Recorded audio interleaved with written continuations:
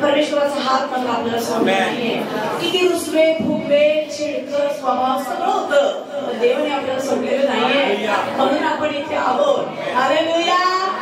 देवाचा आपल्यावर प्रेम आहे आणि तो त्याचा हात आपल्यावरून कधी काढून टाकणार नाही. आपण त्याच्या हातातून बऱ्याच वेळा निसटण्याचा प्रयत्न करतो, पण त्याची कृपा काय नसते. हालेलुया. Praise the Lord. आणि खरंच त्याबद्दल देवाला धन्यवाद देण्याची गरज आहे. पुन्हा एक बार तुने मुझे दुप्पट आशीर्वाद दिलाय का? दुप्पट गौरव पण झाला पाहिजे. हालेलुया. आपण पहिले एवढंच दिले, एवढं घेतलंय, आज वेळ आहे डबल परत करण्याची. कारण देव तुमचा दुप्पट पण घेऊन गेला नाही, तुम्हाला चौपट आशीर्वाद देईल. हालेलुया.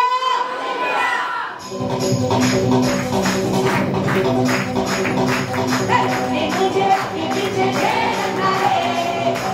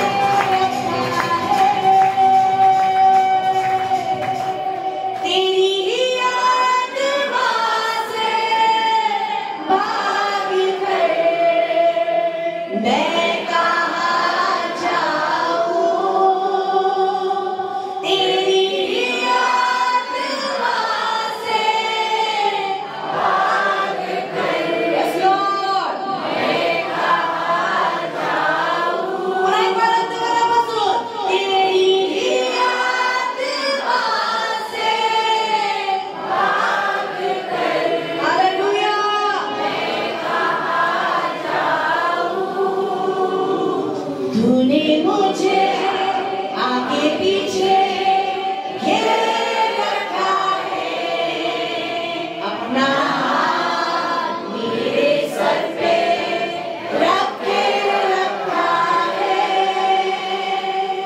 टाळ्या वाजवा देवासाठी.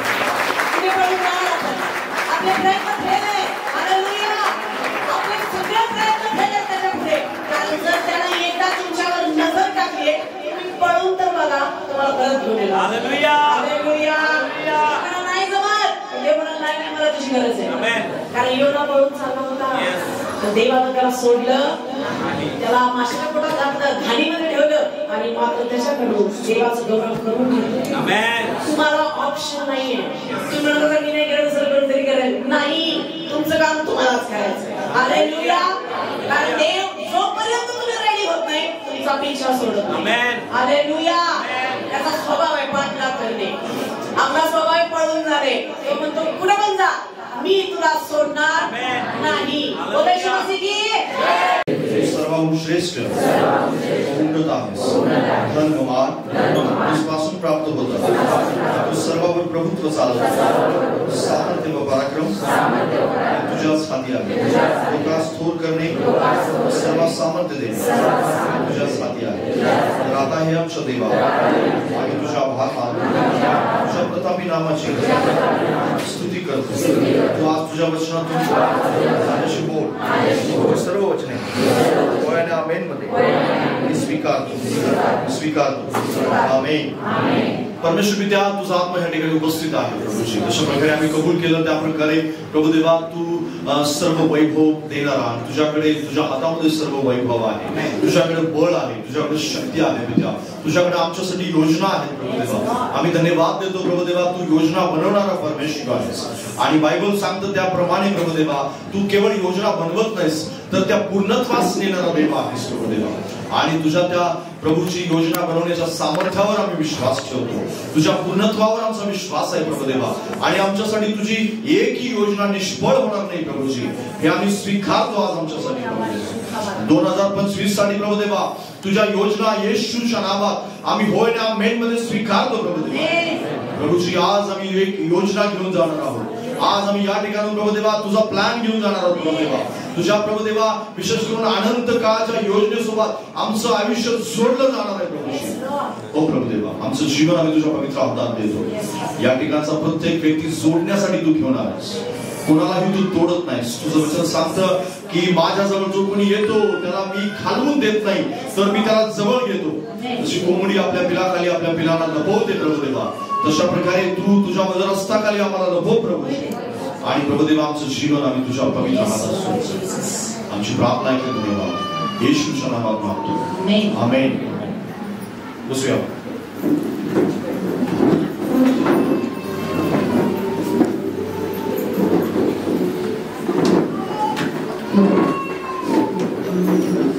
Praise the lord. हालेलुया. देवाने मला तुमच्यामध्ये देवाचं वचन सांगण्यासाठी उभं केलं, त्याबद्दल प्रभूचं गौरव असो. माझ्या बरोबर काढा यिर्मयाचा 29वा अध्याय.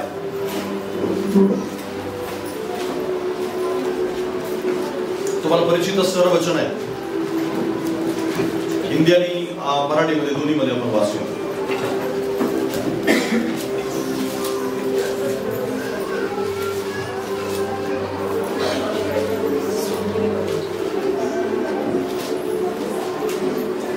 हिंदी आणि मराठीमध्ये. हिंदीमध्ये मी मराठीमध्ये वाचतो तुमच्यासाठी. 29:11. परमेश्वर म्हणतो तुम्हाविषयी माझ्या मनात जे संकल्प आहे ते मी जाणतो. ते संकल्प हिताचे आहे, अनिष्टाचे नाही. ते तुम्हास तुमच्या भावी सुस्थितीची आशा देणारे आहेत. Praise the Lord.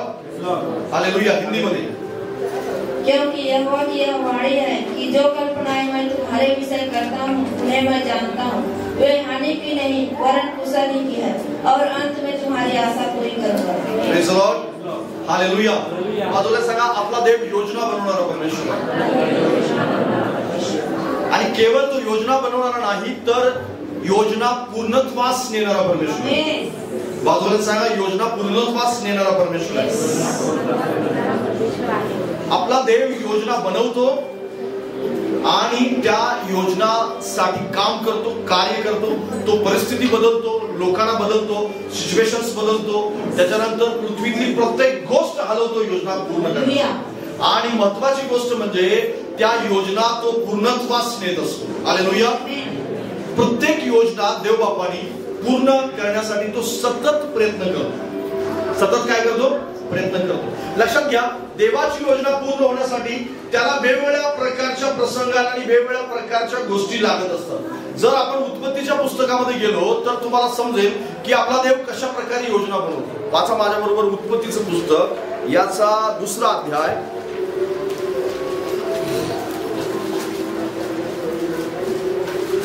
आणि 15 पासून 17 पर्यंत. 2 अध्याय आणि 15 ते 17. त्या ठिकाणी लिहिले की परमेश्वर देवाने मनुष्यास एदेन बागेत नेऊन त्याची मशागत करण्यास ठेवले. तेव्हा परमेश्वर देवाने आदामास अशी आज्ञा दिली की बागेतील वाटेल त्या झाडाचे फळ येतेच खा, पण बऱ्या वाईटाचे ज्ञान करून देणाऱ्या झाडाचे फळ खाऊ नको, कारण ज्या दिवशी त्याचे फळ तू खाशील त्या दिवशी तू खास मरशील. Praise the Lord. आता या ठिकाणी देवानी मनुष्याला एक योजना सांगितली, त्याची स्वतःची योजना आहे. पहिली हे देवानं ज्यावेळेस देवानी मनुष्याला घडलं त्याच दिवशी देवाने त्याची योजना सांगितली. हिंदीमध्ये वाचूया.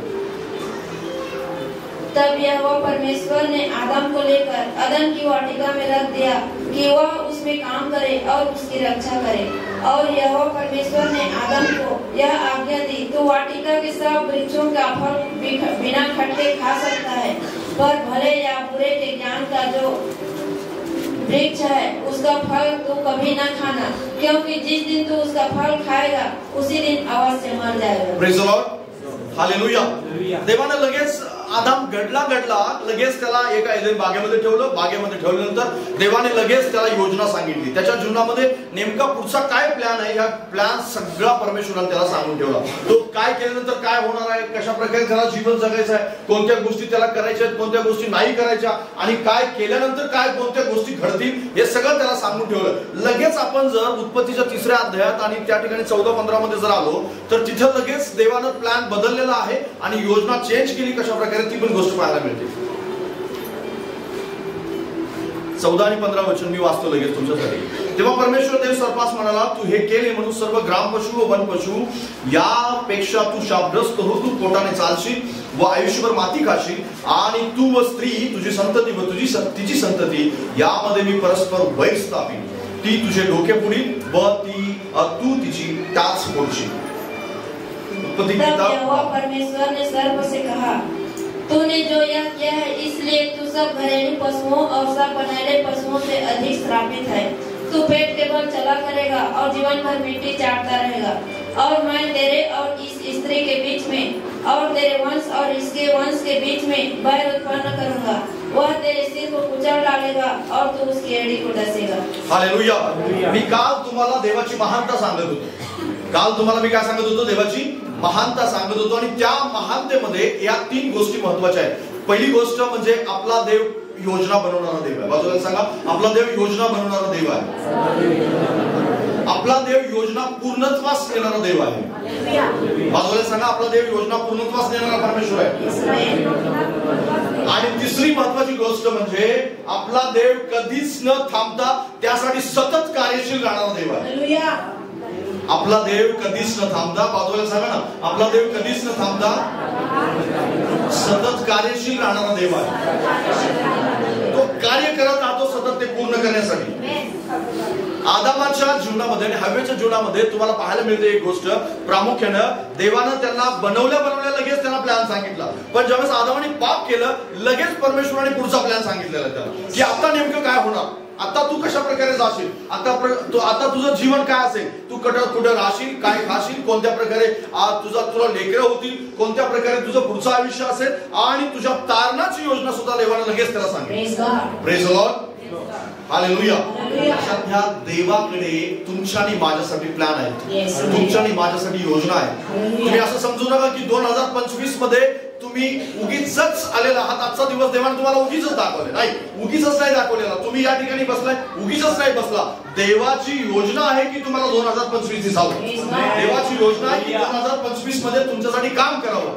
देवाची योजना आहे की 2025 मध्ये हे आशीर्वाद तुम्हाला मिळणार आहेत. देवाची योजना आहे की ह्या गोष्टी तुमच्यासाठी मोकळ्या होणार आहेत. देवाची योजना आहे की ह्या गोष्टीमध्ये परमेश्वराने तुम्हाला डिलिव्हरन्स ठेवलेला आहे. देवाची योजना आहे की ह्या वर्षामध्ये 2025 मध्ये तुम्ही या आजारातून मुक्त होणार आहात. देवाची योजना आहे की ह्या गोष्टी या वर्षात तुम्हाला प्राप्त होणार आहेत. देवाची योजना आहे की ह्या नातेसंबंधामध्ये तुम्ही अतिशय मजबूत होणार आहात. देवाची योजना आहे, त्याच्याकडे प्लॅन आहे. कदाचित तुमच्याकडे डायरी नसेल, कदाचित तुमच्याकडे योजना नसतील, कदाचित तुमच्याकडे संकल्प नसतील, कदाचित तुमच्याकडे काहीतरी लिखित स्वरूपात नसेल, पण त्याच्याकडे सगळं लिहिलेलं आहे. सगळ्या योजना तयार आहेत. त्याची डायरी हमेशा भरलेली आहे. तुमच्यासाठी सगळं लिहून ठेवलेलं आहे. तुमचं नाव आहे, तुमचं त्या ठिकाणी पत्ता आहे, तुमच्या आई वडिलांचं नाव आहे. तुमच्यासाठी तुमच्या 5 वयाच्या पहिल्या वर्षात काय झालं, 5व्या वर्षात काय झालं, 10व्या वर्षात तुम्ही काय केलं, 20व्या वर्षात काय केलेलं आहे. तुम्ही कदाचित 60 वर्षात झालं असेल तर 60व्या वर्षापर्यंत तुमच्या कोणत्या कोणत्या सण उताराले हे सगळं लिहिलंय. तुमच्या लक्षात नसेल पण त्याच्याकडे सगळं बघून. Praise the Lord. लक्षात घ्या, देवाकडे सगळ्या गोष्टीचं प्लॅन आहे, सगळ्या गोष्टीची योजना आहे. डिटेल स्वरूपामध्ये ते सगळी नोंद करून ठेवतो. केवळ नोंद करत नाही, तो इम्प्लिमेंट करत असतो. सतत आणि सतत त्यासाठी काम करत असतो. सतत चालत असतो, तो थांबत नाही. आता तुम्ही थांबले म्हणून तो थांबत नाही. तो तुम्ही थांबले तर तुम्हाला वट्टीवर आणण्यासाठी काम करतो. Praise the lord. हालेलुया. तुम्हाला माहित आहे, आदामाच्या योजनेमध्ये, परमेश्वराच्या योजनेमध्ये आदाम होता, पण आता परमेश्वराच्या योजनेमध्ये काईन आणि हाबेल सुद्धा होते. पण ज्यावेळेस काईन वेगळा झाला, तुम्हाला माहिती आहे, हाबेल मेला, मरण पावला. हाबेल काय झाला, मरण पावला. आता काईन सुद्धा काय झालंय, पापी झालेला आहे. काईन सुद्धा देवापासून वेगळा झालेला आहे. पण काईन वेगळा झाल्यानंतर देव थांबला का? देव नाही थांबला. देवाने लगेच आदामाच्या दुसऱ्या मुलासाठी योजना बनवली, त्याचं नाव शेत होतं. Praise the Lord. देव थांबला नाही, देव सतत कार्यशील आहे. देव सतत त्याची योजना काम करत आहे. त्याचं जर हाबेल मेला, ठीक आहे, काही पातकी बनलेलं आहे, काहीनाला सोडलं परमेश्वराने, शेताला निवडलं. शेत निवडल्यानंतर तुम्ही पुढे जर स्टोरी तुम्ही आणली तर तुमच्या लक्षात येईल परमेश्वराने हानोकाला निवडलेलं. मथुशेलाचा मुलगा जो आहे हानोक, त्याला निवडलं. आणि हानोकाला निवडल्यानंतर पुढे जाऊन आपल्याला पाहायला मिळतं की नोहाचे निवडलं. हालेलुया. नोहाला परमेश्वराने निवडले. नोहाला संपूर्ण जगामधून त्याची फॅमिली निवडली देवाने. देवबाप सतत काम करत असतो. देवबाप सतत प्लॅन करत असतो. देवबाप सतत योजना बनत असतो. 120 वर्ष परमेश्वराने नोहाला योजना सांगितली होती. 120 वर्ष देव काम करत. 120 वर्षापर्यंत नोहा तारू बनवत होता. नोहा तारू बनवतात. देव वाट पाहत होता की कोणीतरी येऊन नोहाला भेटेल, कोणीतरी येऊन नोहाला म्हणेल की नोहा तू एवढं मोठं जहाज बनवत आहेस, पाऊस तर कधीच आम्ही पाहिला नाही, हे कसं तू जहाज नेणार आहेस. कोणीच त्याच्याकडे आलं नाही त्याची योजना बघण्यासाठी, कोणीच त्याचा प्लॅन पाहण्यासाठी आलं नाही. कोणी हा विचार केला नाही की नोहाने हे तारू बनवलं नेमकं कशासाठी. आणि तो जमिनीवरती ठेवले, समुद्रात नाहीये. बरं, तारू कुठं नव्हतं, समुद्रात नव्हतं. तारू नदीमध्ये पण नव्हतं, तारू जमिनीवरती होतं. आणि ते ओढून नेण्यासाठी सुद्धा त्याची योजना नव्हती. ते ओढून समुद्रामध्ये न्यायचंय किंवा नदीत न्यायचंय असं देवाने त्याला सांगितलं होतं. तिथंच ठेवायचंय. तारू समुद्रामध्ये किंवा पाण्यामध्ये जाणार नाही, तर पाणी तारूपर्यंत येईल. तसंच झालं माहिती तुम्हाला. पण कोणीही विचार केला नाही.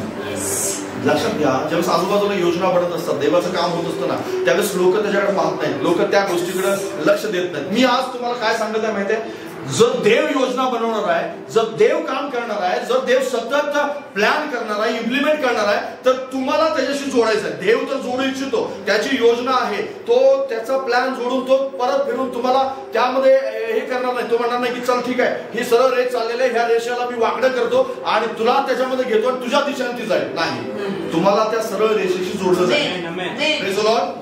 तुम्हाला त्या सरळ रेषेशी जोडलं जायचं आहे. देवानी नोहाला तारू बनवायला सांगितलं. जर तुम्ही ती वंश पाहिला, त्या योजना पाहिल्या, तर तुमच्या लक्षात येईल परमेश्वराने नोहाला निवडलं, तारू बनवलं, त्याच्यानंतर अब्राहमाला निवडलं. आणि अब्राहमाला निवडल्यानंतर अब्राहमाला परमेश्वराने योजना सांगितली. त्याच्यानंतर परमेश्वराने याकोबाला निवडलं. त्याच्यानंतर परमेश्वराने योसेफाला निवडलं. त्याच्यानंतर परमेश्वराने मोशेला निवडलं. त्याच्यानंतर दाविदाला परमेश्वराने निवडलं. देव परमेश्वर त्याच्याशी निवडत गेला आणि ही गोष्ट आपण येशू ख्रिस्तापर्यंत येते. लक्षात घ्या, येशूला देवाने निवडलं आणि देवाने येशूला निवडून स्वर्गातून खाली पाठवलं. आता येशू तुमच्यापर्यंत आलाय, तुम्ही इथं आला. लक्षात घ्या, येशूची एक योजना आहे, त्या योजनेशी तुम्ही जोडले गेलेला आहात. पण तुम्हाला त्या योजनेशी जडून राहायचंय.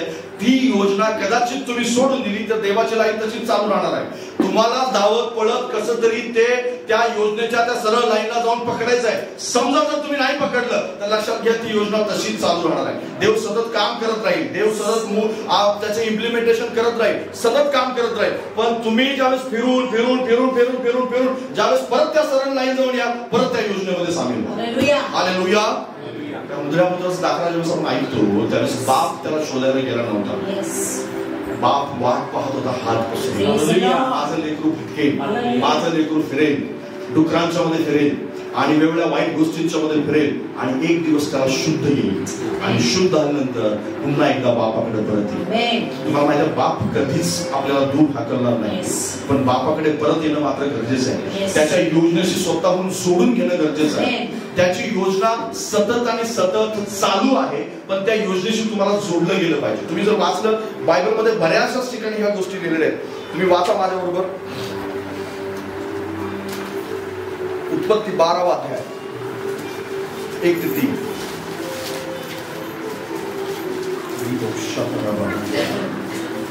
तुम्हाला परिचित असणारी सगळी वचनं आहेत ती, पण त्या वचनातून तुम्हाला एक अद्भुत अशा प्रकारच्या गोष्टी पाहायला मिळतात. 1 ते 3 त्या ठिकाणी लिहिले, परमेश्वराने अब्राहमास सांगितले, तू आपला देश, आपले नातेवाईक व आपल्या बापाचे घर सोडून मी दाखवीन त्या देशात जा. मी तुझपासून मोठे राष्ट्र निर्माण करीन, मी तुला आशीर्वाद देईन, तुझे नाव मोठे करेन आणि तू आशीर्वादित होशील. तुझे जे अभिष्ट चिंतील त्यांचे मी अभिष्ट करीन, तुझे जे अनिष्ट चिंततील त्यांचे मी अनिष्ट करीन. तुझ्याद्वारे पृथ्वीवरील सर्व कुळे आशीर्वादित होतील. हिंदीमध्ये यहोवा ने अब्राहम से कहा, अपने देश और अपने कुटुंबियों और अपने पिता के घर को छोड़कर उस देश में चला जा जो मैं तुझे दिखाऊंगा, और मैं तुझे एक बड़ी जाति बनाऊंगा और तुझे आशीष दूंगा और तेरा नाम महान करूंगा और तू आशीष का मूल होगा.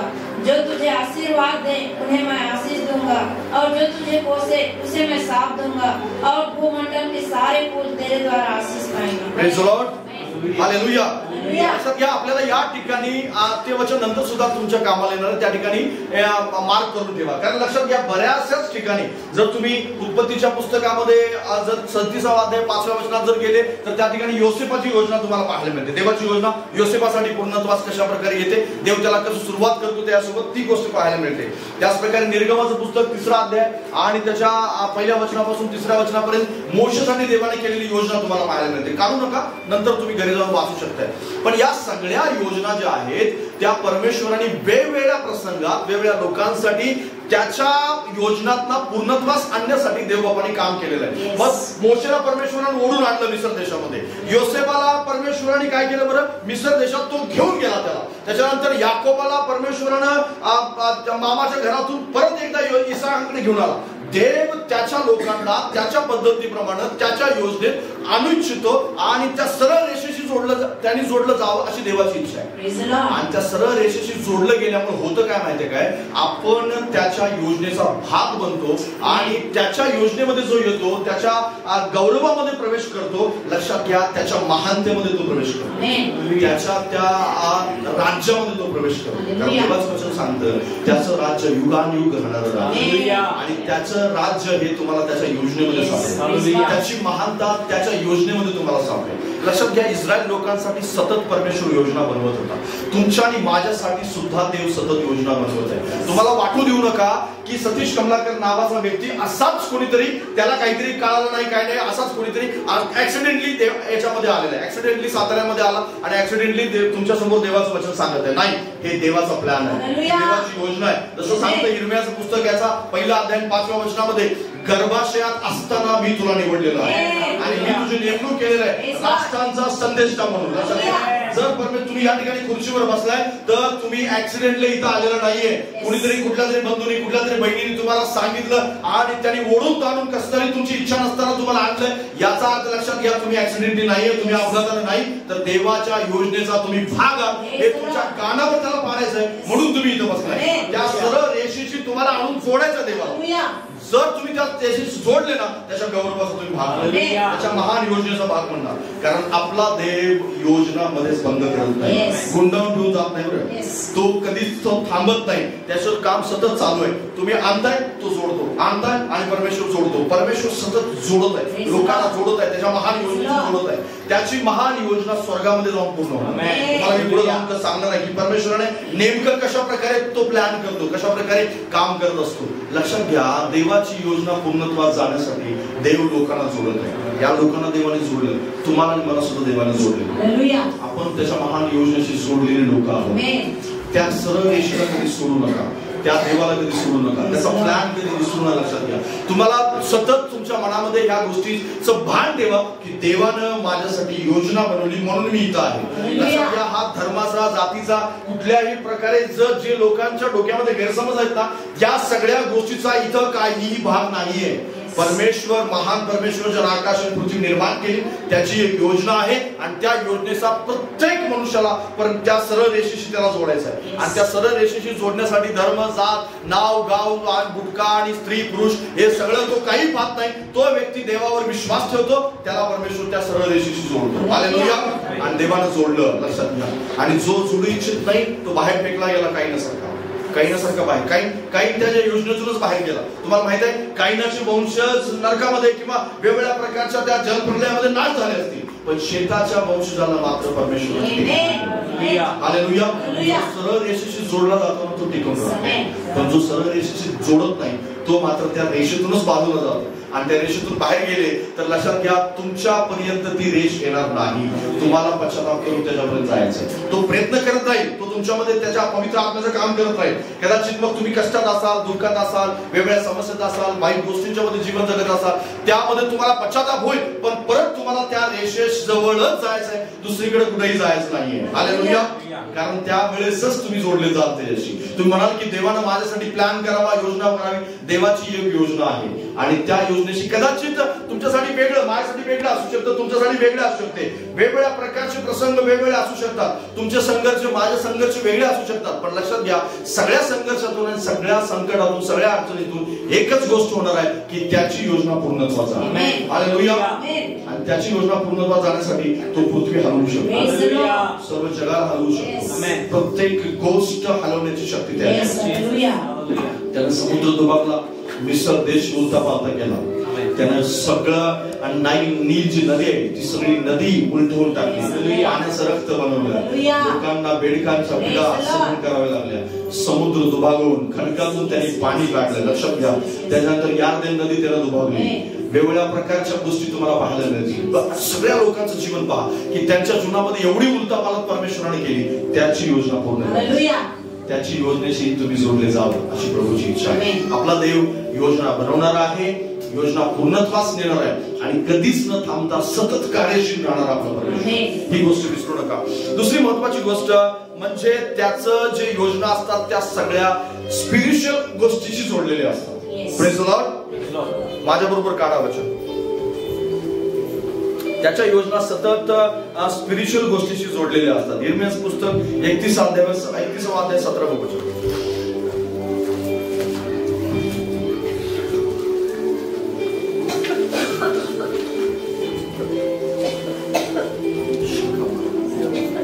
त्या ठिकाणी वाचा हिंदीमध्ये 31:17. अंत में तेरी आशा पूरी होगी, यहोवा की यह वाणी है, तेरे वंश के लोग अपने देश में लौट आएंगे. Praise the lord. हालेलुया. या वचनामध्ये आपल्याला त्याच्या अभिवचनांच्या विषयी पाहायला मिळतं. पण अजून एक दुसरं वचन आहे, ते वचन आपण वाचूया. लूका शुभवर्तमान याचा 8वा अध्याय 40 ते 56 वचन. ऍक्च्युली त्या ठिकाणी एक मोठी घटना आहे, पण तेवढी सगळी मोठी घटना आपण वाचणार नाही. लूक 8.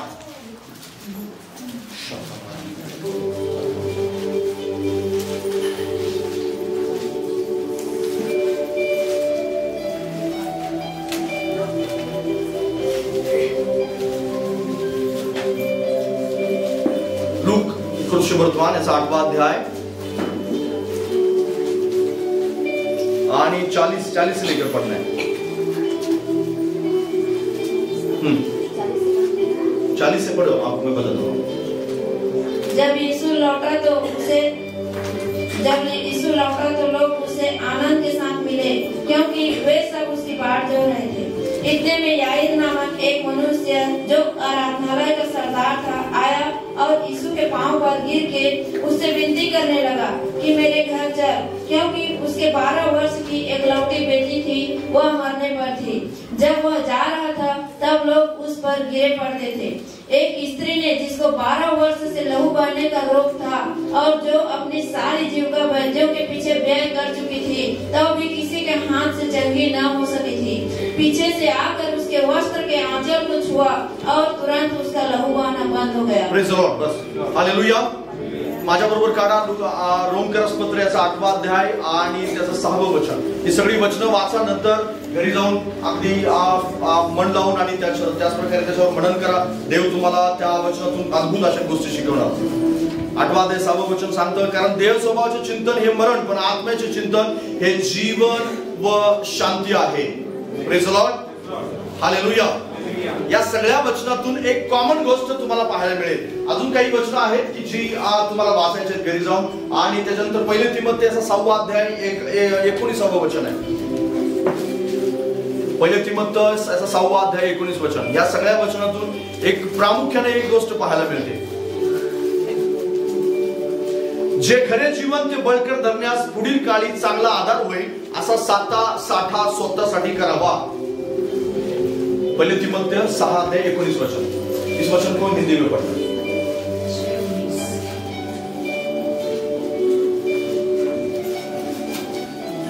और आगे के लिए एक अच्छी नींव डाल रखें कि सच्चे जीवन को वश में कर लें। हिंदी मध्ये त्याचं ट्रान्सलेशन खूप चांगलं आहे आणि इंग्लिश मध्ये तर त्यासाठी खूप चांगलं ट्रान्सलेशन लिहिलेलं आहे। आणि इंग्लिश मध्ये ते काय सांगतं माहिती आहे ते वचन की फ्युचर फाउंडेशन म्हणजे भविष्यासाठी असलेला पाया हे आत्मिक जीवन आहे। हालेलुया। भविष्यासाठी असलेला काय आहे? आत्मिक पाया आहे। ज्यावेळेस पौल तिमोथेला या गोष्टी आत्मिक गोष्टी शिकवत होता, त्यावेळेस त्याला हे सांगायचं होतं की आर्थिक गोष्टीपेक्षा देव जास्त करून तुमच्या आणि माझ्या आत्मिक गोष्टीची जास्त काळजी घेतो। हालेलुया। देव ज्यावेळेस पण प्लॅन बनवतो, आता तुम्ही पाहिलं की देव आपला योजना बनवतो, पूर्णत्वास नेतो, सतत कार्यशील आहे, तर कशासाठी नेमकं काम करतो देव? कशासाठी काम करतो? तुमच्या बँक बॅलन्स साठी काम करतो सतत परमेश्वर। हालेलुया।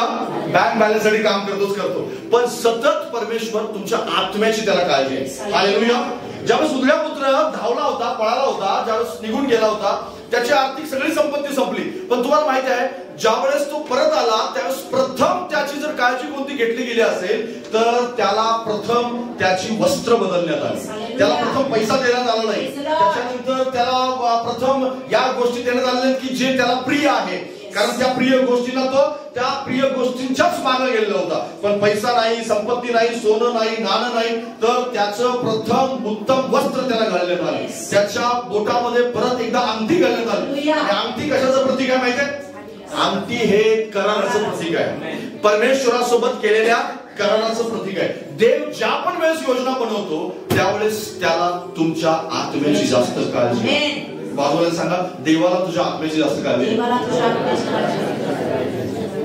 पण आपल्याला मात्र आपल्या पैशाची चिंता असते, आपल्याला मात्र आपल्या बिझनेसची चिंता आहे, आपल्याला नोकरीची चिंता आहे, माझा कामगार, माझा जो मालक आहे मला कामावरून काढून टाकेल, माझा बिझनेस बंद होईल आणि माझं रिसेशन मध्ये काय होईल, आणि वेगवेगळ्या प्रकारची चिंता तुमच्या डोक्यामध्ये असू शकते। पण लक्षात घ्या, या सगळ्या चिंतेपेक्षा जास्तीत जास्त देवाला सकाळी उठल्यापासून रात्री झोपेपर्यंत देव सतत आणि सतत तुमच्या आत्म्यासाठी काम करत असतो। हालेलुया। ज्यावेळेस शलोमोन राजा झाला त्यावेळेस त्याने प्रार्थना काय केली माहिती आहे? त्यांनी काय प्रार्थना केली? देवाजवळ बुद्धी आणि ज्ञान मागितलं। आणि ज्यावेळेस दावीद राजा शलोमोनाच्या हातामध्ये अधिकार सोपवणार होता, तुम्हाला माहिती आहे देव त्याला संपत्ती द्यावी, देवाने त्याला संपत्ती द्यावी, देवाने त्याला वेगवेगळ्या प्रकारचा अधिकार द्यावा आणि सगळ्या गोष्टी द्याव्या, अशी प्रार्थना दावीदने त्यासाठी केली नाही।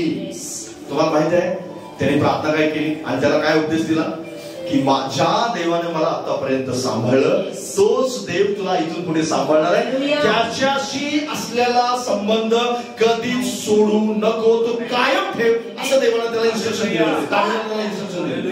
देवानं दाविदाने त्याला वेगवेगळ्या प्रकारच्या अशा गोष्टी, या मनुष्याला सांभाळ, हे मारून टाक, किंवा या असं कर तसं कर, या सगळ्या गोष्टीपेक्षा महत्वाचं त्यानं जर काय सांगितलं असेल तर त्यानं सांगितलं देवाचा संबंध सोडू नको, देवाशी नातं तोडू नको. देवासोबत असलेलं कोणतंही जे रिलेशन आहे ते रिलेशन सतत टिकवण्याचा, त्याच्यावर काम करण्याचा सतत प्रयत्न कर. सकाळी उठल्यापासून देव सतत आणि सतत, या कदाचित तुम्ही मोबाईल पाहिला असेल, सकाळी उठल्यापासून सतत परमेश्वर या प्लॅन मध्ये असतो की तुमचं लक्ष त्याच्या आत्म्याकडे लागावं, तुमचं लक्ष त्याच्या बोलण्याकडे लागावं, तुमचं कान त्याच्या बोलण्याकडे लागावं, तुम्ही स्वर्गाचा विचार करावा, तुम्ही तुमच्या अनंत काळाचा विचार करावा. तुम्ही सकाळी उठल्यापासून असं म्हणावं की प्रभू मला तुझ्याशी बोलायचं आहे, प्रभू माझ्या आत्म्याची मला जास्त काळजी आहे, माझ्या आत्म्यामध्ये आज काहीतरी नवीन गोष्टी घडणार आहेत. या गोष्टीसाठी सतत देव कार्यशील असतो. कदाचित तुमचा आजार दूर केला असेल, त्याला तुमच्या आत्म्याची काळजी आहे म्हणून आजार दूर केला. कदाचित तुम्हाला पैसे दिलेत देवबापाने भरपूर, तर पैसे यासाठी दिलेत की तुम्हाला तुमच्या आत्म्याची त्याला काळजी आहे, तुमचा आत्मा त्याच्याशी जोडला जावा म्हणून देवाने तुम्हाला आर्थिक गोष्टी दिल्या. कदाचित तुम्हाला आशीर्वादित केलं नाही, तुमच्या आत्म्याची त्याला काळजी आहे म्हणून नाही केली. Praise the Lord. तुम्हाला माहिती, काही लोकांना देव आशीर्वाद देत नाही, काही लोकांना देव आशीर्वाद देत नाही, काही लोकांना देव पैसा देत नाही. पण तुम्हाला माहिती आहे, पैसा न देण्यास सुद्धा देवाची योजना असते की त्याला चांगल्या प्रकारे माहिती आहे की पैसा आल्यानंतर कदाचित तुम्ही बिघडणार असाल, कदाचित एखादा चमत्कार झाला तर तुम्ही बिघडणार असाल, म्हणून तो काम करत नाही. त्याच्या योजनेचा पैसा न देणं हा भाग असू शकतो, तुम्हाला आशीर्वाद न देणं हा देवाच्या योजनेचा भाग असू शकतो. लक्षात घ्या, तुमचा बिझनेस मोठ्या उंचीवर जाऊ नये हा देवाच्या योजनेचा भाग असू शकतो. लक्षात घ्या, बऱ्याच वेळेस आपण खूप, दाविदाला 7 वर्ष परमेश्वराने राज्य दिलं नाही त्याच्या हातामध्ये, 7 वर्ष त्याला हेब्रोनामध्येच ठेवलं केवळ, आणि नंतर परमेश्वराने त्याला यरूशलेममध्ये पाठवलं. पण यरूशलेमेत जाण्यापूर्वी 7 वर्ष देवाने त्याला मजबूत बनवलं, राज्य कारभार कसा चालवायचा शिकवलं, सांगितलं. देवाने त्याला टॅलेंट दिलं, देवाने त्याला सरदार दिले, देवाने त्याला मदत करणारी माणसं दिली, देवाने त्याला मंत्री दिले, देवाने त्याला वेगवेगळ्या प्रकारचं राज्याचं नियोजन दिलं. आणि हे सगळं दिल्यानंतर परमेश्वर म्हणाला आता तू परफेक्ट राजा होण्यासाठी आहे, आता चल मी तुला राजा बनवू. आणि यरूशलेमेत नेलं आणि संपूर्ण इस्रायल राज्य त्याच्या हातामध्ये. हालेलुया. तिथून पुढे तुम्हाला माहिती आहे 40 वर्ष दावीद कधी फेल गेला नाही, दावीद कधी फेल गेला नाही. फेल न जाण्याचं कारण काय होतं माहिती आहे, देवाने त्याची तयारी केली, देवाने त्याला बनवलं. कारण लक्षात घ्या, एकदा असं झालं की एकदा तो युद्धाला गेला नाही, त्याच दिवशी दावीद लगेच फसला, लगेच. कारण दाविदाच्या विषयी दाविदाची कमजोरी देवाला चांगल्या प्रकारे ठाऊक होती. आपली कमजोरी कोणाला ठाऊक असते? आपली कमजोरी देवाला ठाऊक असते. आपण कुठं फसू शकतो हे त्याला चांगलं माहिती. कदाचित तुम्ही पैशात फसणारे असाल, कदाचित तुम्ही ज्याला आपण व्यभिचार आहे त्या व्यभिचारात फसणारे असाल, कदाचित तुम्ही गर्भामध्ये फसणारे असाल, कदाचित कोणत्या तरी गोष्टीमध्ये तुम्ही फसणारे असाल. आणि म्हणून परमेश्वराला आत्म्याची काळजी असल्यामुळं बऱ्याच वेळेस देव काम नाही करत, बऱ्याच वेळेस देव प्रार्थना ऐकत नाही, बऱ्याच वेळेस पैसा देत नाही, बऱ्याच वेळेस देव आशीर्वाद देत नाही, बऱ्याच प्रार्थना करून सुद्धा देव काम करत नाही. तुम्हाला असं वाटतं देवाची माझ्यासाठी योजना आहे की नाही कोण असतो? तुम्ही तर म्हटले भरपूर योजना आहे, भरपूर काम करतो परमेश्वर, सगळं काय हलवतो, आणि देवाने इथं काहीच नाही हलवलं. तुझ्या आत्म्याची काळजी आहे म्हणून नाही देवाने हलवलं. देव हलवू शकतो सगळं काही. देव तुमच्या आणि माझ्यासाठी पृथ्वी हलवू शकतो. लक्षात घ्या, एका 8 माणसांना वाचवण्यासाठी देवानं सगळ्या पृथ्वीवरती पाणी आणलं, सगळी पृथ्वीवरची माणसं भरून पाणी केवळ 8 माणसं. हालेलुया. परमेश्वर जर काम करायला राहिला तर अशा प्रकारचं काम करतो की तुम्ही ते आश्चर्यचकित होता. आणि जर तुम्हाला असं वाटत असेल की मी 10 वर्षापासून प्रार्थना करते एका गोष्टीसाठी, देवाने अजून नाही केलं, एक क्षण पुरेसे करा काम करायचं. एक क्षण, या क्षणी तुम्ही कफलक असाल, दुसऱ्या क्षणी तुमच्या अकाउंट मध्ये इतके पैसे आले असतील की तुम्ही म्हणाल की मी खूप मोठा श्रीमंत व्यक्ती आहे. हालेलुया. या आजच्या दिवशी कदाचित तुम्हाला असं वाटत असेल की मी डोकं धरून बसलेले, काय होणार, काय करणार, पण दुसऱ्या दिवशी परमेश्वराने तुमचं महान काम केलं. देवाच्या योजनेचा भाग बनण्यासाठी तुम्हाला तुमच्या आत्म्याची काळजी घ्यायची, तुम्हाला सतत आणि सतत आत्म्याच्या बाबतीत प्रयत्न करायचे. जर देवाला आत्म्याची काळजी आहे तर तुम्हाला या आत्म्याची काळजी असली पाहिजे. पैशाची चिंता सगळ्यांना असते, कुटुंबाची चिंता सगळ्यांना आहे, आपल्या घरातल्या रॅशनची चिंता सगळ्यांना आहे, पण आपल्या आत्म्याची काळजी खूप थोड्या लोकांना असते. आत्म्याकडे लक्ष द्यायला आपण शिकलं पाहिजे. कारण बायबल सांगतं देहाचं चिंतन हे काय, मी वाचलं वचन, देहाचं चिंतन हे मरण आहे, पण आत्म्याचं चिंतन हेच जीवन आहे. लोकांजवळ पैसा आहे, लोकांजवळ संपत्ती आहे, लोकांजवळ वेगवेगळ्या प्रकारच्या चांगल्या गोष्टी आहेत, पण त्यांच्याजवळ आत्म्याची काळजी न घेतल्यामुळे आज ते निराशेत आहे, आज ते अडचणीत आहे. वेगवेगळ्या प्रकारच्या जीवनामध्ये, त्यांच्या जीवनामध्ये भरपूर पैसा परमेश्वराने दिला. मी पाहिलंय त्यांच्या जीवनामध्ये देवाने त्यांना किती आशीर्वाद दिला होता, पण आज ते देवाच्या वचनाजवळ नाहीत. याचं कारण काय माहिती आहे? कारण त्यांनी पैशाची काळजी घेतली, संपत्तीची काळजी घेतली, जगातल्या गोष्टींची काळजी घेतली, आत्म्याची काळजी घेतली नाही. आत्म्याची काळजी घेणं, आत्म्याच्या बाबतीत आपण मजबूत असणं, हे तुमच्या जीवनाचं फाउंडेशन आहे. लक्षात ठेवा. बाजूला सांगा, हे तुझ्या जीवनाचं फाउंडेशन आहे, पाया आहे.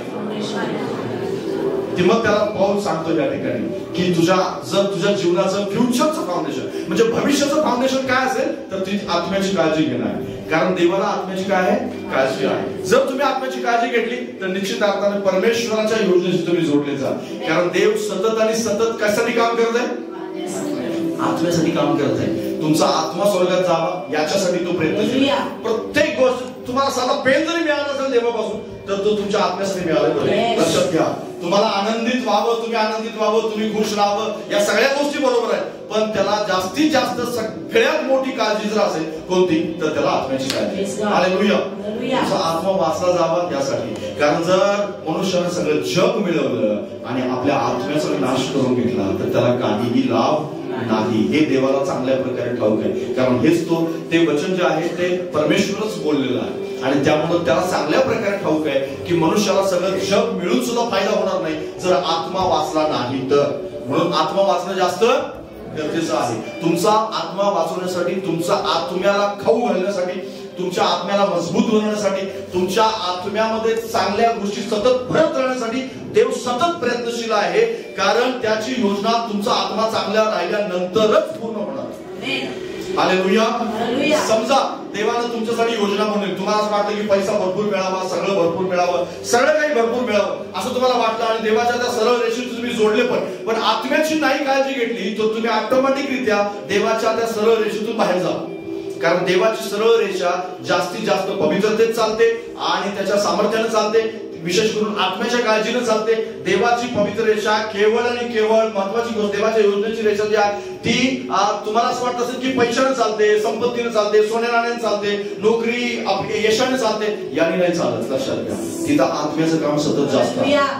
जितके पण देवाची माणसं ह्या बायबलमध्ये पहा, जितके पण मोठं यश परमेश्वराने ज्यांना दिले ते आत्म्यानं खूप मजबूत होते. त्यांचं व्यक्तिगत लाईफ इतकी पवित्र जगत होते की क्षणोक्षणी ते देवाच्या बाबतीत गंभीर होते. तुम्हाला परमेश्वरानं भरपूर आशीर्वाद द्यावा 2025 मध्ये असं वाटतंय का? तर आत्म्याची काळजी घ्यायला शिका. हालेलुया. देवाला जी काळजी आहे ती तुम्हाला काळजी पाहिजे. देव ज्यासाठी काम करते त्यासाठी तुम्ही सुद्धा काम केलं पाहिजे, तरच त्या सरळ रेषेशी तुम्ही जोडलेले असाल. ही दुसरी महत्वाची गोष्ट. तिसरी महत्वाची गोष्ट, कदाचित होऊ शकतं की देवाच्या योजनेला वेळ लागू शकतो.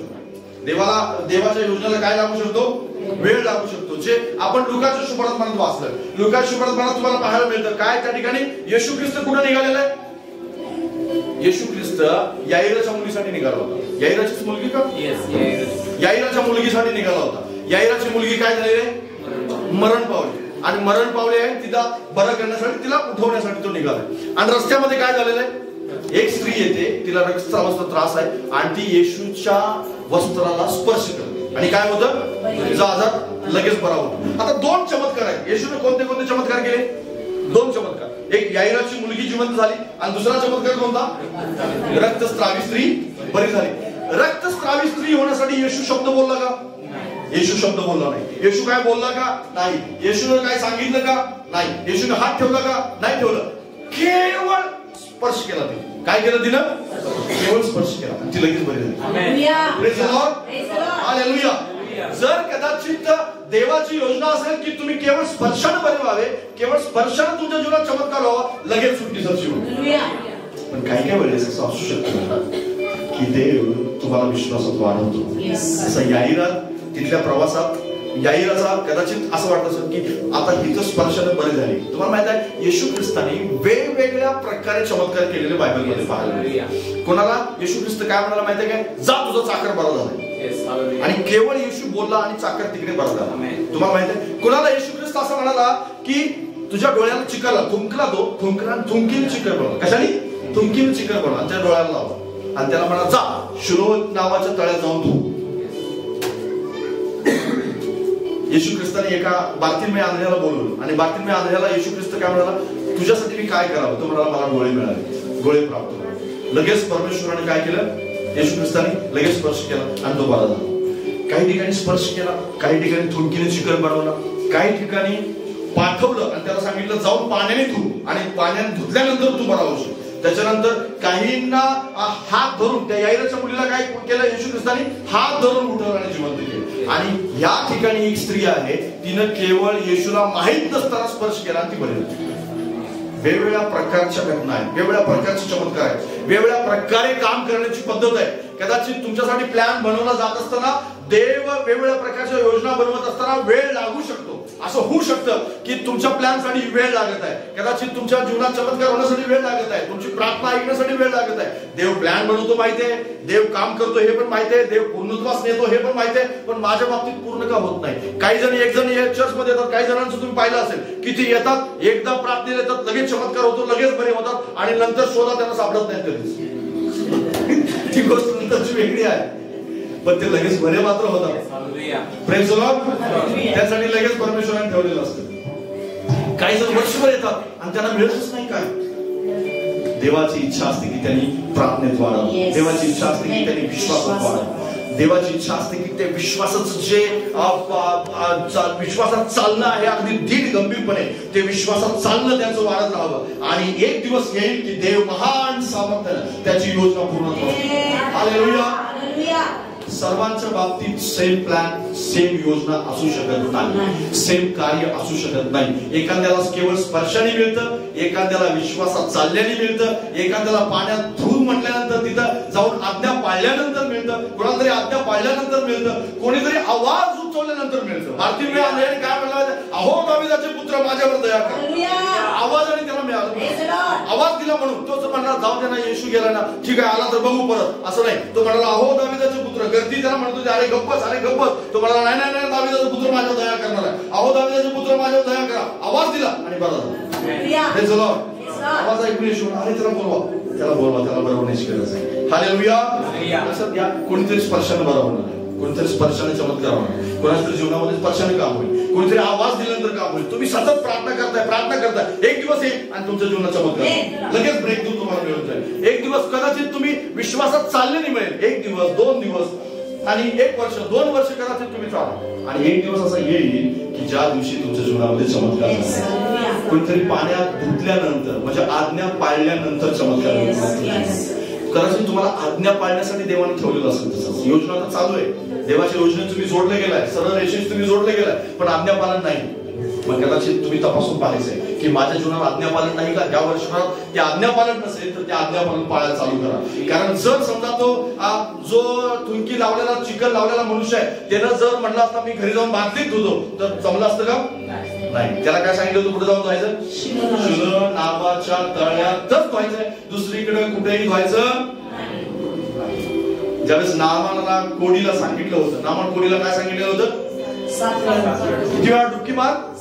7 वेळा डुबकी मारायला सांगितली होती. आणि 7 वेळा आणि कुठल्या नदी? यार्देन नदी मध्येच डुबकी मारायची, दुसऱ्या कुठल्या नदीत डुबकी मारायची नव्हती. तुम्हाला माहिती आहे नामान डुबकी मारण्यापूर्वी काय म्हणाला?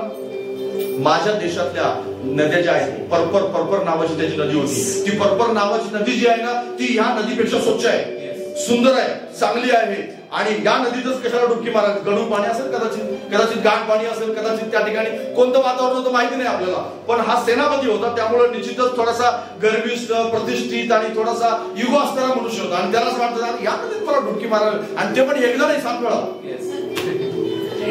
त्याचा सेवक काय म्हणतो माहिती त्याला की तुम्हाला मोठं काम नाही सांगितलं, छोटंसं काम सांगितलं. मोठं सांगितलं तुम्ही केलं नसतं का? तुम्ही सांगितलं या डोंगराला 10 प्रदक्षिणा मारल्या असते ना, मारले असते. तुम्हाला आंघोळ करायला सांगितली, फक्त डुबकी मारायसाठी दुसरं काय सांगितलं? आणि त्यांनी केलं. आणि बायबल सांगते की त्याचं शरीर लहान मुलाचं शरीर, त्याचा कोट एका क्षणामध्ये तुटला. 7व्या डुबकीला ज्यावेळेस तो वर आला त्यावेळेस सगळं कोट निघून गेलं. कदाचित तुमच्या जीवनात देवाची योजना आज्ञा पालनावर पूर्ण होईल. तुम्ही आज्ञा पालन केलं नाही का अजून? तपासून पहा. योजना आहे तर खरी, प्लॅन चालू तर आहे खरा, आणि देव काम पण करत आहे, पण तुमच्या योजना तर तुमची आज्ञापालन चुकलेलं आहे कुठेतरी. कदाचित तुम्ही अजून त्या विश्वासाची लढाई जी आहे ती लढाई लढलेली नाही, म्हणून परमेश्वराने तुमचं काम केलं. ती लढाई तुम्हाला लढावी लागेल. कोणासाठी तरी लढाई लढायची, कोणाला तरी आज्ञापालन करायचं आहे, कोणाला तरी केवळ स्पर्शाने मिळणार आहे. एक छोटासा विश्वास लगेच चमत्कार. कोणासाठी तरी परमेश्वर तशा प्रकारे काम करतो. सर्वांसाठी सेम पद्धतीने काम होत नाही. कुणावर जळण्यासाठी आणि कुणावर असं त्याच्या जीवनात झालं, त्याला आशीर्वाद मिळाला, मला नाही मिळाला, मला माझ्या जीवनामध्ये काम नाही करत आहे परमेश्वर, नाही असं अजिबात म्हणू नका. देव सर्वांसाठी सारखा आहे. देव सर्वांसाठी काम करतो. देव सर्वांसाठी चमत्कार घडवतो. देवाचा प्लॅन सर्वांसाठी आहे. देवाची इच्छा आहे की सर्वांच्या जीवनात चमत्कार व्हावा. पण चमत्कार होण्यासाठी त्याच्या पद्धतीप्रमाणेच तो करणार. त्याच्या पद्धतीच्या बाहेर तो काही करणार नाही. तुम्ही असं म्हणाल की नाही नाही, जसं नामान म्हणाला मी पर्पल नदीतच जाऊन डुबकी मारतो, नाही चालणार. यार्देन नदीत सांगितलंय, यार्देनीतच डुबकी मारायची. ही आज्ञा पाळायला सांगितली, तीच करायचंय. त्याच्यापेक्षा वेगळं काही करायचं नाही. तुम्हाला हे शंका येऊ द्यायची नाही की थुंकीच का, पाण्यानं पण चिखल बनवू शकलं असतं, थुंकीनं चिखल का बनवला. है ना, प्रश्न पडला असेल ना बऱ्याच वेळेस. पण येशू ख्रिस्तानं थुंकीने चिखल बनवलं. तुम्हाला माहिती आहे थुंकीमध्ये जीवन असतं. येशूच्या थुंकीमध्ये सुद्धा जीवन होतं. आणि म्हणून तर त्याने काय केलं बरं, त्या थुंकीनं जीवन बनवलं. थुंकीनं चिखल लावलं आणि त्याच्यानंतर ते धुवायला सांगितलं. देवाचे प्लॅन वेगवेगळे असू शकतात, त्याच्या योजना वेगवेगळ्या असू शकतात. कुणाला याजकाकडे जायला सांगितलं आणि कुणाला सांगितलं की आपल्या घरी जा. सगळ्यांना याजकाकडे जायला नाही सांगितलं. कुणाला सांगितलं घरी जा, कुणाला सांगितलं याजकाकडे जा, आणि कुणाला सांगितलं माझ्या मागे ये. Praise the lord, hallelujah. सर्वांनाच याजकाकडे नाही पाठवलं, सर्वांनाच मागे पण यायला लावलं, आणि सर्वांनाच घरी पण जायला सांगितलं नाही. लक्षात घ्या, सर्वांसाठी वेगवेगळ्या प्रकारचं काम सांगतो येशू ख्रिस्त. कुणाला पाठीमाग बोलवतो, कुणाला घरी पाठवतो, कुणाला याजकाकडे पाठवतो. आणि तुम्हाला याजकाकडे बोलवलंय, तुम्हाला याजकाकडे जायला सांगितलं म्हणून लाजायचं कारण नाही. तुम्ही म्हणू नका की देवाच्या योजनेत हे पुढे लिहिलंय, तो तर तुमच्या मागे चाललाय. नाही, त्याला सांगितलेलं याजकाकडे जा. आणि एखाद्याला सांगितलं घरी जा, आराम कर. पण परमेश्वराने त्याला सांगितलं आपल्या सोकियांच्याकडे जा, असं सांगितलेलं आहे. पण त्याच्यासाठी सोकियांकडे सांगितलं. अरे त्याला सोकियांकडे सांगितलं, मला तर माझ्या मागे यायला सांगितलं. देवाचं प्लॅन वेगवेगळे असू शकतात. देवाच्या योजना वेगवेगळ्या असू शकतात. त्याला रश म्हणजे त्याला गोंधळात टाका. देवाला गोंधळात टाकू नका. बाजूला सांगा, देवाला गोंधळात टाकू नका. बरीच लोक त्याला रश करतात, म्हणजे ज्याला आपण असं म्हणतो ना, देवासोबत गडबड करतात, थोडीशी गडबड. त्यांना असं वाटतं देवा कधी, देवा कधी, देवा कधी, देवा कधी. अजिबात त्यासोबत असं करू नका. हालेलुया.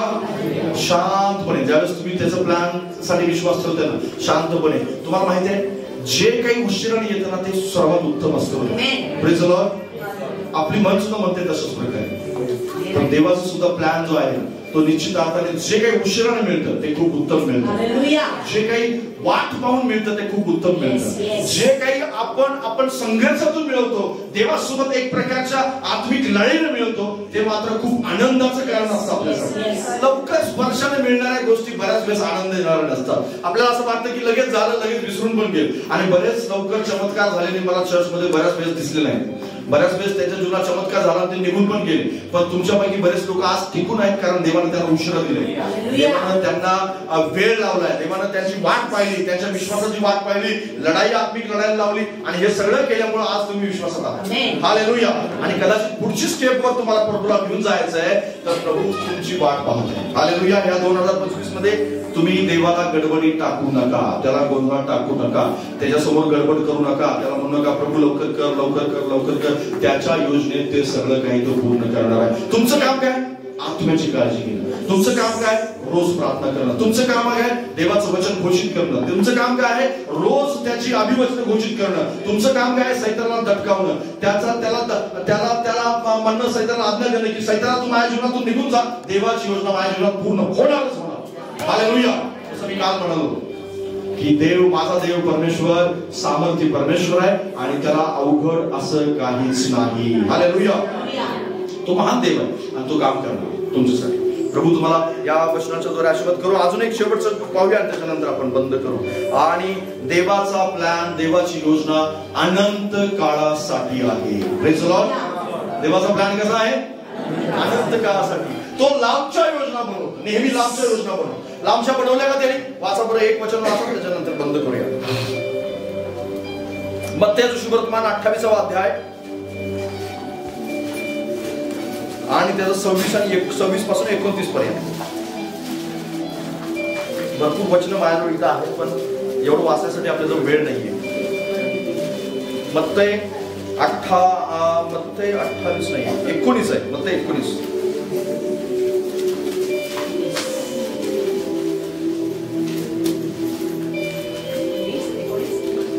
26 पासून 29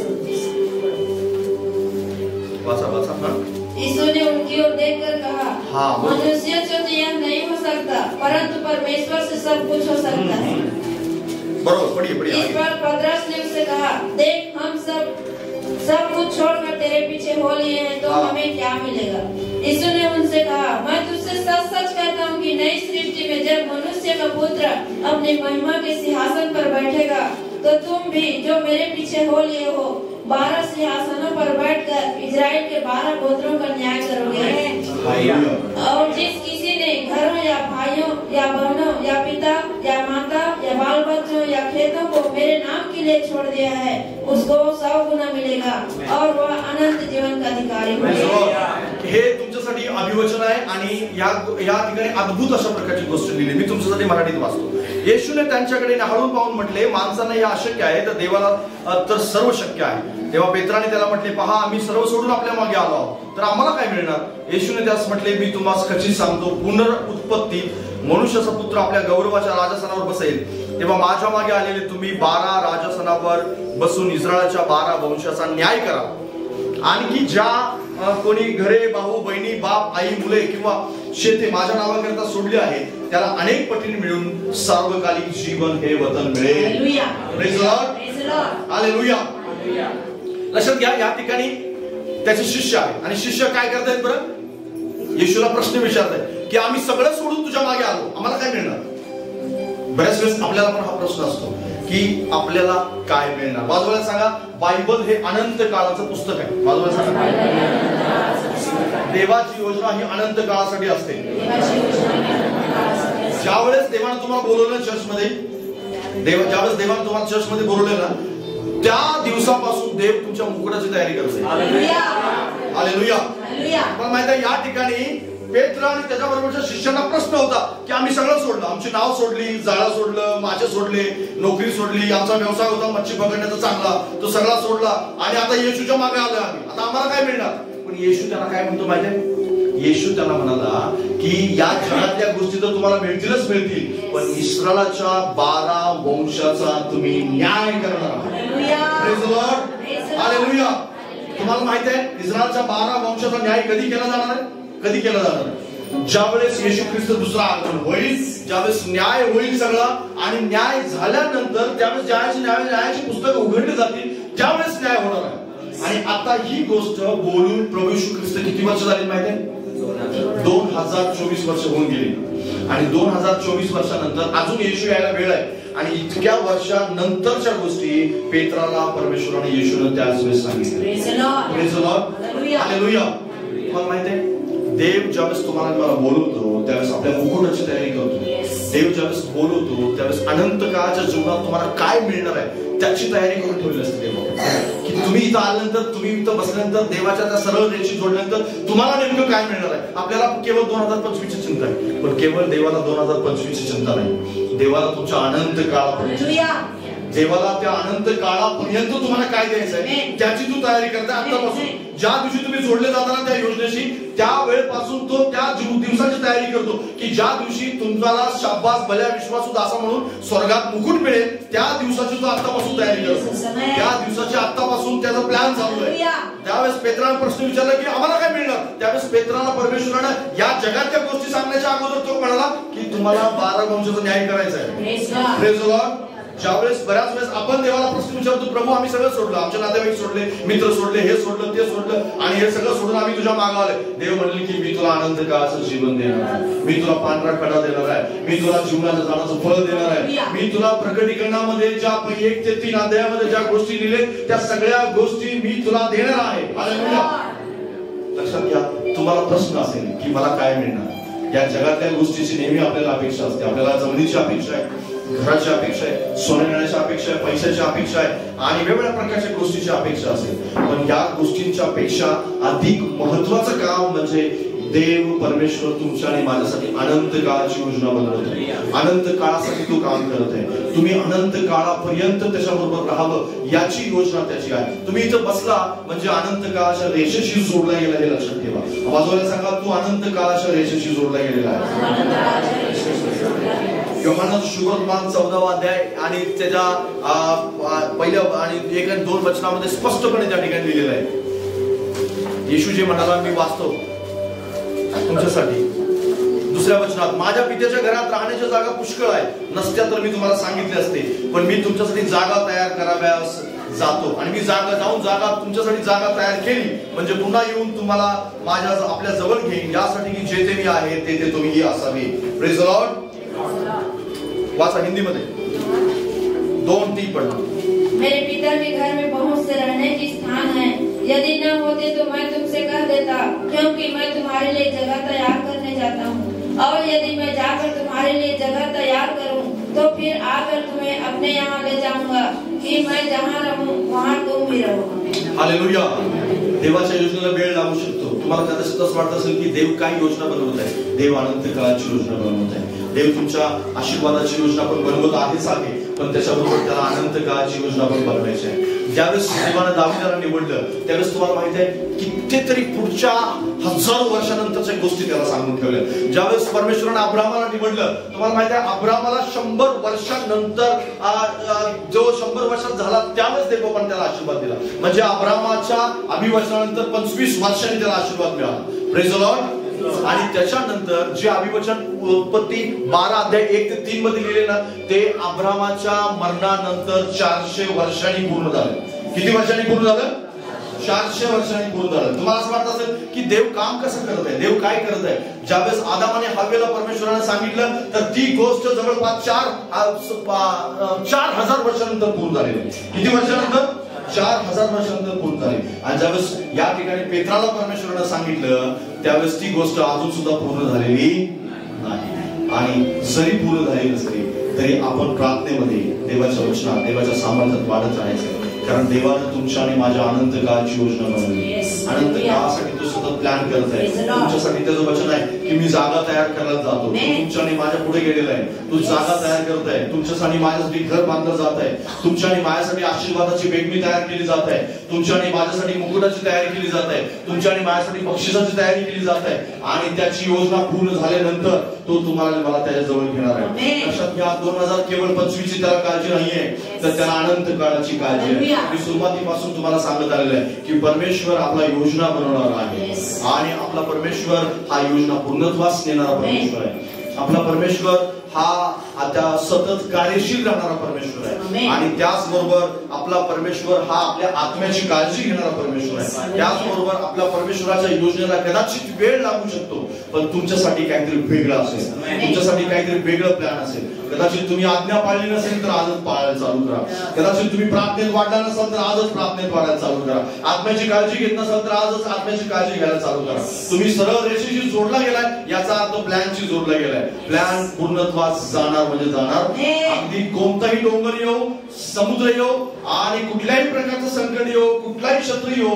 जसं काल मी सांगितलं होतं की बलामाला आणि बालाकाचा प्लॅन होता इस्रायल लोकांच्या विषयी. काय प्लॅन होता की त्यांना श्राप द्यायचा.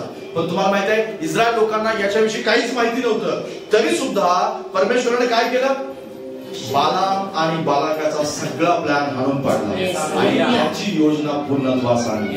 तुम्हाला माहित आहे जरी तुम्ही अनभिज्ञ असाल, म्हणजे तुम्हाला माहिती नसेल कदाचित शत्रू काय प्लॅन करत आहे, शत्रू काय योजना बनवत आहे, तुमच्याविषयी वाईट लबाडीने बोललं जात आहे. तुम्हाला असं वाटत असेल की माझ्या पाठीमागे असं काहीतरी केलं जात आहे, पण कदाचित तुम्हाला ते माहित पण नसेल. पण तुमच्या पाठीमागे जे प्लॅन चालू आहेत ना, त्या सगळ्या पाठीमागच्या प्लॅनला सुद्धा उद्ध्वस्त करून तुम्हाला आशीर्वाद करण्याचं सांगितलं. त्या सगळे प्लॅन उद्ध्वस्त केले जातील. सगळं काम उद्ध्वस्त केलं जाईल. सगळ्या गोष्टी उद्ध्वस्त केल्या जातील आणि श्राप द्यायला आलेला मनुष्य आशीर्वाद देऊन रिकामा. हालेलुया. मला श्राप द्यायला आलेला होता इस्रायल लोकांना, पण बायबल असं सांगतं की तो 3 वेळा श्राप देऊ शकला नाही. आणि तो म्हणतो देवानं ज्याला आशीर्वाद दिलाय त्याला मी श्राप कसा देऊ. देवानं तुम्हाला जर आशीर्वाद द्यायचं ठरवलंय, तुम्हाला देवानं जर प्लॅन मध्ये आणण्याचं ठरवलेलं आहे, त्याच्या प्लॅन नुसार चालवण्याचं ठरवलंय, तर जगातलं कोणतंही सामर्थ्य तुम्हाला थांबवू शकत नाही. 2025 मध्ये त्या प्लॅनशी जोडले जा. त्या सरळ रेषेशी जोडले जा, आज्ञा पालन करा, प्रार्थनेत वाढायला चालू करा. तुमच्यासाठी वेळ लागत असेल कदाचित, तो वेळ का लागतो हे देवाला आत्म्यामध्ये विचारा. आणि जर त्याशी त्याला गडबडीत टाकायचा प्रयत्न करू नका, त्याला गोंधळात टाकायचा प्रयत्न करू नका. त्याला असं म्हणू नका प्रभू त्याला मिळालं त्याच्या जीवनामध्ये झालं, माझ्या जीवनामध्ये का नाही. तर परमेश्वराला शांतपणे देवाजवळ जा, परमेश्वर तुम्हाला उत्तर देईल, पवित्र आत्मा तुम्हाला उत्तर देईल. पवित्र आत्मा तुम्हाला सांगेल स्पष्टपणे की तुझ्या जीवनात वेळ का लागतोय, काय तुझं चुकत आहे, कोणत्या गोष्टीमध्ये मिस्टेक आहे ते तुम्हाला समजेल. 2025 मध्ये जर केवळ स्पर्शाने मिळाले तर आनंदाची गोष्ट आहे. हालेलुया.